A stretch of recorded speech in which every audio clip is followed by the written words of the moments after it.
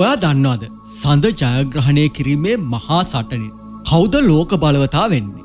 මීට වසර 50කට කලින් හඳේ තියපු අඩිපාරවල් අදටත් ඒ විදිහටම තියෙනවා. හැබැයි මේ නිහඬ බව බිඳගෙන දැන් ලෝක බලවතුන් දෙන්නෙක් මහා සටනකට ලෑස්ති වෙනවා. ඉතින් මේක නිකම්ම ගිහින් එන ගමනක් නෙමෙයි. මේක පිටිපස්සේ තියෙන්නේ සඳේ අයිතිය වගේම ඒකේ තියෙන ට්‍රිලියන ගණන් වටිනා මහා නිදානයක් වෙනුවෙන් කරන මහා යුද්ධයක්. ඇයි ඉතින් ඇමරිකාවට හදිසියෙම ආයෙත් හඳට යන්න ඕනේ වුනේ? සඳේ තියෙන රෙගොලිත් දූවිලි වලින් ඔක්සිජන් හදන්න පුළුවන් කියලා ලෝකේ දැනගෙන හිටියද? චීනයේ රහසින්ම සඳේ දකුණු ද්‍රව්‍ය අල්ලගන්න හදන්නේ ඇයි? ලැග්‍රාන්ජ් ලක්ෂ්‍ය කියන අභ්‍යවකාශයේ තියෙන රහස් දොරටුව මොන වගේද? ඉතින් මේ සටනින් දිනන කෙනාට මුළු සෞරග්‍රහ මණ්ඩලයම පාලනය කරන්න ලැබෙනවා කිව්වොත් ඔයා විශ්වාස කරනවද? සඳේ හැංගිලා තියෙන රත්තරන් වලටත් වඩා වටිනා අයිස් වගේම හීලියම් ගැන සත්‍ය විද්‍යාත්මක කතාව තමයි මීඩියම් YouTube channel එකෙන් ඔයත් එක්ක කතා කරන්න මේ සූදානම් වෙන්නේ. එහෙනම් ඉතින් මීඩියම් YouTube channel එක subscribe කරලා bell icon එකත් click කරන්න අමතක කරන්න එපා. ඒ වගේම අවසාන තප්පර වෙනකන් රැඳිලා ඉන්නකෝ. මම ඔයත් එක්ක කතා කරන තාරක තරංග මොරෝක. හැම දෙයකටම ඉතිහාසයක් තියෙනවා වගේ මේ කතාවටත් අපිට ඉතිහාසයට යන්න වෙනවා. ඒ කියන්නේ 1960 දශකයට. ඒ කාලේ තිබුණ සීතල යුද්ධයේ උච්චතම අවස්ථාවට පත් වුණ කාලයක්. ඉතින් ඒ වෙනකොට අභ්‍යවකාශ තරංගයේ තිබුණ ඇමරිකා එක්සත් ජනපදයේ වගේම සෝවියට් සංගමය අතර 1969 ජූලි මාසයේ නීල් ආම්ස්ට්‍රෝන් සඳ මත පය තැබීමත් එක්ක ඇමරිකාවේ ඒ තරඟෙන් දිනුවා කියලා මුළු ලෝකෙම හිතුවා. ඇපලෝ 17 මෙහෙයුමෙන් පස්සේ, ඒ කියන්නේ 1972කින් පස්සේ මිනිස්සු හඳට යන එක නතර කළා. ඉතින් මේකට ප්‍රධාන හේතුව උනේ අධික පිරිවැය. එතකොට හිටපු ජනාධිපති රිචඩ් නික්සන් හිතුවේ දැන් අපි තරඟය දිනලා ඉවරයි. තවත් මොකටද සල්ලි නාස්ති කරන්න කියලා. හැබැයි හිතවතුනි අද වෙනකොට තත්ත්වය සම්පූර්ණයෙන්ම වෙනස්. ඇයි හඳට යන එක මෙච්චර අමාරු? ඇත්තටම සඳට පෘථිවිය වගේ වායු ගෝලයක් නැහැ. තියෙන්නේ ඉතාමත් තුනී බහිර් ගෝලයක්. එක්සොස්ෆියර් එකක්. ඉතින් මේකින්ද හිරුගෙන් එන මාරාන්තික කොස්මික් කිරණ වගේම සූර්ය සුළං කෙලින්ම හඳ මතට පතිත වෙනවා. අනිත් ප්‍රධාන දේ තමයි ගුරුත්වාකර්ෂණය. සඳේ ගුරුත්වාකර්ෂණය හිතවතුනි පෘථිවිය වගේ 6න් එකයි. ඉතින් මේක අභ්‍යවකාශ ගවේෂණයේදී වාසියක් වගේම අවාසියක්. වාසිය තමයි හඳේ ඉඳන් රොකට් එකක් උඩට යවන්න වෙන්නේ ඉතාමත් අඩු නිදහස් ප්‍රවේගයක්. ඒ කියන්නේ තත්පරයට කිලෝමීටර 2.4ක් වගේ ප්‍රමාණයක්. පෘථිවියේදී නම් ඒක තත්පරයට කිලෝමීටර 11.2ක් වගේ ලොකු පරාසයක් තියෙනවා. හැබැයි අවාසිය තමයි මේ අඩු ගුරුත්වාකර්ෂණයේ හින්දා මිනිසාගේ ශරීරයේ අස්ථි ඝනත්වය අඩුවීම, මාංශපේශි ක්ෂය වීම වගේ දේවල්. ඉතින් මේක හින්දා සඳේ පදිංචි වෙන අයට විශේෂ ව්‍යායාම වගේම කෘත්‍රිම ගුරුත්වාකර්ෂණ පද්ධති ගැන විද්‍යාඥයන් අද වෙනකොට පරීක්ෂණ පවත්වනවා. ඉතින් මෙන්න මේ බිහිසුණු අභියෝගයේ මැද තමයි නවීන විද්‍යාව සඳ ජය ගැනීමට සැලසුම් කරන්නේ. සඳේ මතුපිට වැහිලා තියෙන හිතවතුනි රෙගොලිත් කියන දූවිලි තට්ටුවකින්. ඉතින් මේක අපේ පෘථිවියේ තියෙන වැලි වගේ නෙමෙයි. මේවා ඉතාමත් තියුණුයි. වීදුරු කැබලි වගේ කුඩා අංශු. මොකද සඳ මත සුළඟ නැත්නම් වැස්ස නැති හින්දා. මේ අංශු සුමට වෙන්නේ නැහැ. ඒ කියන්නේ ගෙවිලා යන්නේ නැහැ. ගගනගාමින්ගේ ඇඳුම් පවා මේ රෙගොලිත් කියන දූවිලි අංශු වලින් ඉරිලා විනාශ වෙලා යන්න පුළුවන්. විද්‍යාඥයන් දැන් උත්සාහ කරන්නේ ISRU කියන තාක්ෂණය භාවිතා කරගෙන. ඒ කියන්නේ හඳේ තියෙන සම්පත් වලින්ම හඳේ ජීවත් වෙන්න අවශ්‍ය දේවල් හදාගන්න එක. පෘථුවියෙන් හැමදේම ගෙනියන එක අධික පිරිවැයක් දරන්න සිද්ධ වෙනවා. උදාහරණයක් කිව්වොත් රෙගොලිත් වල 40%ක්ම තියෙන්නේ ඔක්සිජන්. හැබැයි එතන තියෙන්නේ ලෝහ ඔක්සයිඩ් විදිහට විද්‍යුත් විච්ඡේදනය කළා. මේවෙන් ඔක්සිජන් වෙන් කරගන්න පුළුවන් තාක්ෂණයක් ලෝකේ තියෙනවා.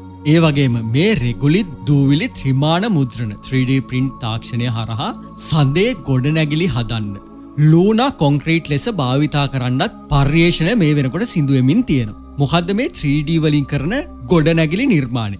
ඒ ගැන ඔයාලට ඉන්ටර්නෙට් එකෙන් සර්ච් කරලා බලන්න පුළුවන්. 3D print කරනවා වගේම ගොඩනැගිලිත් හදන්න පුළුවන් ඒ වගේ printerයක් ආධාරයෙන්. තවත් හිතවතුනි ඉල්මනයිට් කියන ඛනිජය සඳේ බහුලව තියෙනවා. ඉතින් ඒකෙනුත් පුළුවන් යකඩ ටයිටේනියම් ඔක්සිජන් නිෂ්පාදනය කරන්න නැත්නම් නිෂ්කර්ෂණය කරගන්න. චීනයේ දැනටමත් මේ වගේ රොබෝ තාක්ෂණයන් පරීක්ෂා කරමින් සිටිනවා. දැන් අපි බලමුකෝ මේ තරඟයේ තියෙන වටිනාම සම්පත ගැන. ඒ තමයි හීලියම් 3. පෘථිවිය අපට හීලියම් 3 ලැබෙන්න හිතවතුනි තාමත් කලාතුරකින්. ඒකට හේතුව තමයි පෘථිවි චුම්බක ශ්‍රේෂ්ඨය මගින් සූර්ය සුළංවල තියෙන හීලියම් 3 වළක්වන හින්දා. හැබැයි ඉතින් සඳට චුම්බක ක්ෂේත්‍රයක් නැති හින්දා අවුරුදු බිලියන ගණනක් තිස්සේ මේවා රෙගොලිත් වල තැම්පත් වෙලා තියෙනවා. ඉතින් ඇයි මේක එච්චරම වැදගත්? න්‍යෂ්ටික විලයනය කියන්නේ අනාගතයේදී ලෝකය පාලනය කරන බලශක්තිය. වර්තමානයේ අපි පාවිච්චි කරන න්‍යෂ්ටික විඛණ්ඩනය වගේ නෙමෙයි. විලයනෙන් විකිරණශීලී අපද්‍රව්‍ය නිෂ්පාදනය වෙන්නේ නැහැ. හීලියම් 3 වලට ඩියුටීරියම් එකතු කරලා කරන විලයනෙන් අපට අතිමහත් පිරිසිදු ශක්තියක් නිෂ්පාදනය කරගන්න පුළුවන්. දැන් ඉතින් විද්‍යාඥයෝ මේ ගැන ගණන් බලනවානේ. ඒගොල්ලන්ට තේරෙන්නේ හීලියම් 3 ටොන් 25ක් තිබුණොත් ඇමරිකා එක්සත් ජනපදයට අවුරුද්දකට අවශ්‍ය විදුලිය නිෂ්පාදනය කරන්න පුළුවන් කියලා. ඉතින් හඳේ හීලියම් 3 ටොන් මිලියනයකටත් වඩා තියෙනවා කියලා විශ්වාස කරනවා. ඒ කියන්නේ ඉතින් මුළු ලෝකෙටම වසර දහස් ගණනකට අවශ්‍ය ශක්තිය සඳේ තියෙනවා. ඔයාලට දැන් තේරෙනවානේ මෙන්න මේ නිදානය අයිති කරගන්නෙක් කෙනා තමයි ලෝකයේ ඊළඟ බලවතා වෙන්නේ. හිතවතුනි මේ අලුත් තරඟයට පාර කැපුවේ චීනේ. චීනයේ මේගොල්ලන්ගේ සඳ මෙහෙයුමක් තිබුණා. ඒක තමයි චැන්ජි. මේක ආරම්භ කරේ 2013 දී.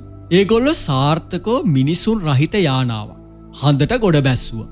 මේක 1970 දශකයෙන් පස්සේ ලෝකෙම හොල්ලපු සිදුවීමක් වුණා. චීනය කියන විදිහට ඒගොල්ලෝ 2030 වෙනකොට Tamanගේ ගගනගාමීන් හඳට යවනවා කියන එක. දැන් තමයි හිතවතුනි කතාව පටන් ගන්න. මේකට පිළිතුරක් විදිහට තමයි NASA ආයතනයේ ආටිමිස් වැඩසටහන ආරම්භ කළේ. ආටිමිස් කියන්නේ ග්‍රීක පුරාණ කතාවල සඳට අධිපති දෙවියන්ගේ නම. ඇය ඇපලෝ දෙවියන්ගේ සහෝදරිය. NASA ආයතනයේ මේකට ලෝකයේ ප්‍රබලම රොකට් එක වෙන SLS වගේම ඔරායන් කැප්සූලය භාවිතා කරනවා. ඒ වගේම ඒගොල්ලන්ගේ උදව්වට එනවා එලෝන් මස්ක්ගේ SpaceX කියන පෞද්ගලික සමාගම. SpaceX ආයතනයේ ස්ටාර්ෂිප් යානා තමයි අනාගතයේදී මිනිස්සුන්ව සඳ මතු පිටට එක්කගෙන යන්නේ. ඉතින් මේක ක්‍රියාත්මක වෙන්නේ හියුමන් ලෑන්ඩින් සිස්ටම් එකකට. දැන් ඉතින් මේ සටන තියෙන කණ්ඩායම් දෙකක් අතර. එක පැත්තකින් ඇමරිකාව ප්‍රමුඛ ආටිමිස් ගිවිසුම.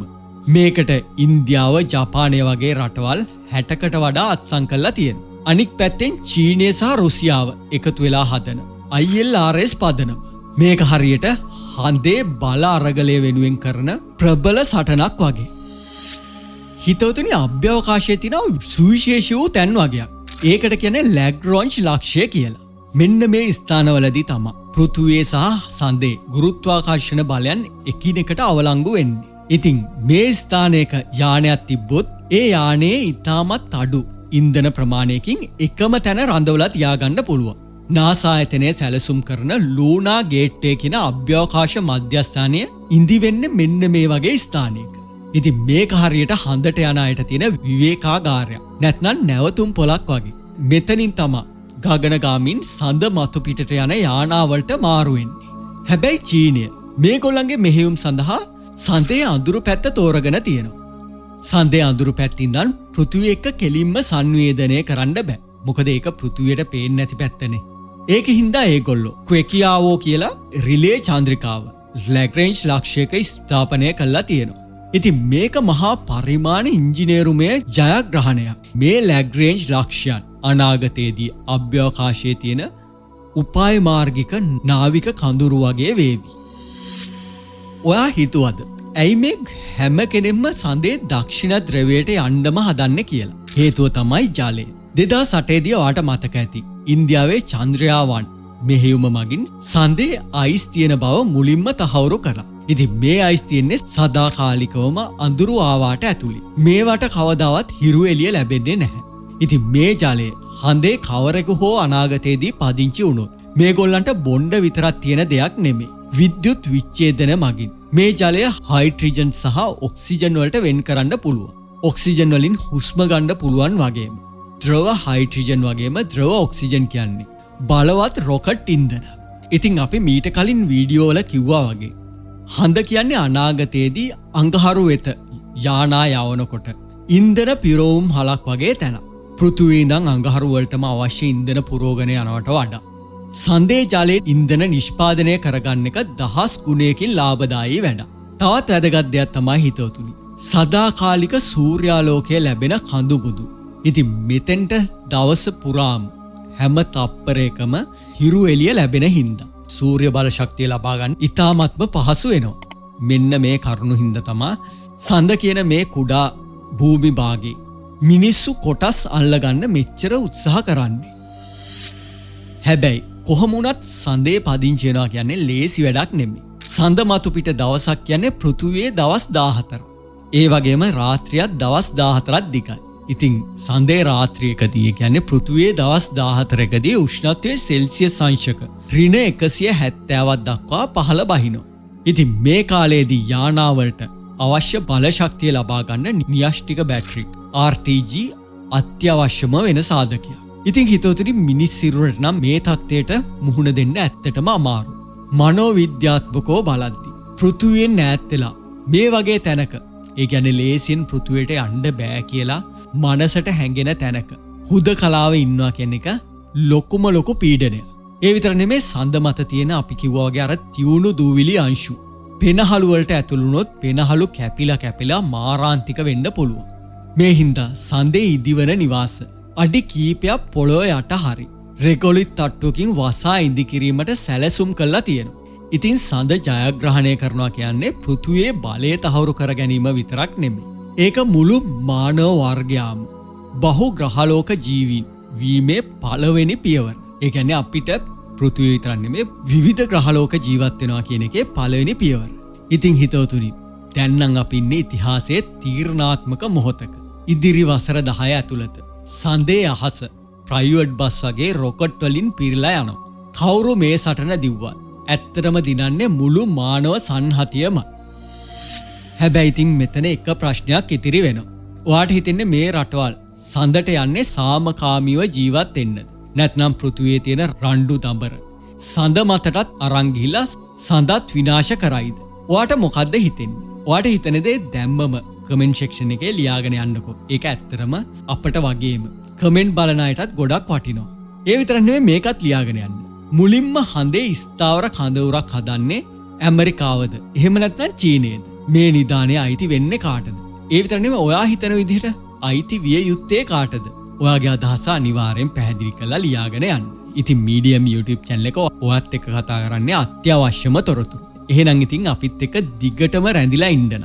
ටච් එකේ ඉන්න නම් මීඩියම් YouTube channel එක subscribe කරලා bell icon එකත් click කරන්නම සිද්ධ වෙනවා. ඊළඟ වීඩියෝ එකෙන් කතා කරන්නේ ඔයාට හිතා ගන්න බැරි දෙයක්. එහෙනම් ඉතින් පරිස්සම් සතුටින් නීතිගරුකව ජීවත් වෙන්න. මම ඔයත් එක්ක කතා කරපු තාරක තරංග මොරෝක.